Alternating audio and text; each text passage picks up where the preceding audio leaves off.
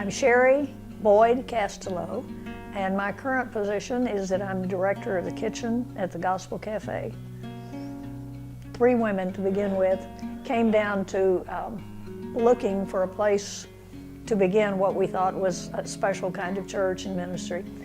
We wanted to be a place where people could come together over a good meal, coffee, whatever, and get to know each other.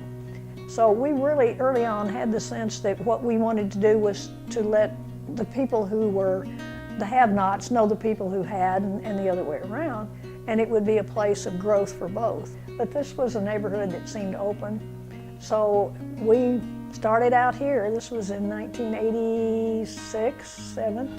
We got to know our next door neighbors, both sides, and so we just hung out. We were just around, and kids would come after school and just visit with us, bring their coloring that they'd done in school that day.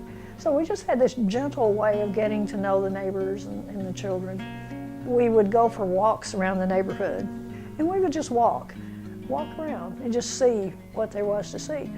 Marcia and I were standing on the porch, but I looked over there and I saw 2 people very close talking to each other, and I was saying, now, those people over there, and pointed, you know, and I said, are those, do you know? And Marcia said, don't point. And I said, what? And she said, that's a drug deal going on. The person on the right is buying drugs and the person on the left. And I said, really? This was all new to me. But we'd keep learning. I was about 50 years old at the time, and I was still an awful lot I didn't know, about poverty especially. And you know, it's strange. I'd been at Baylor for 25 years, and I had never been over here. Did not know this area at all, didn't know anybody, didn't know what it was like.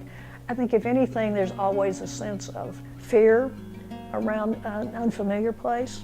I had been at Baylor so long, and in such a, what's the word I'm looking for, a monochromatic landscape. I didn't know anything about poor people in Waco, just didn't. So, you know, this was just all new to me. That's why I pointed out the drug deal so nonchalantly. I think that a lot of middle class, upper class people think that the poor people are somehow,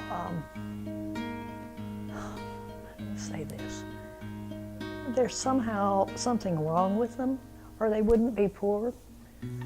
That poverty is caused by making bad choices. And if they had just done things differently, they would be like we are. But when you've been down here a while, you just realize the great force, social forces that keep people in a place of poverty. And the people who are poor then don't get the added education. They don't get the social skills. There are so many forces that keep people here.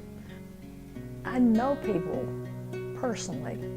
Knowing them humanizes this whole neighborhood, and it takes me back from a lot of judgmentalism. We're here so that people can get to know each other across those barriers.